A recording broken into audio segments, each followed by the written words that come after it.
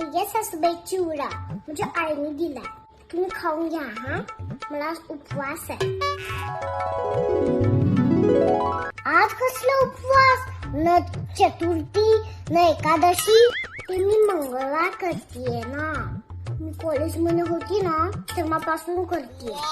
ते माहेरी, इकडे नाही घेऊन यायचं तिकडचं, विसरायचं सगळं माहेरचं. आजपासून तुझे मंगळवार बंद आणि जेवण बनवायला घ्यायचं. पाहुणे येणार आहे तुला भेटायला. बरोबर आहे सासूबाई तुमचं. या तो चिवडा. माझी आई पण ना कशाला पाठवायचं पिशव्या भरून भरून खायला. लगेच सांगते मी तिला फोन करून, आमच्याकडे माहेरचं काही चालत नाही म्हणून.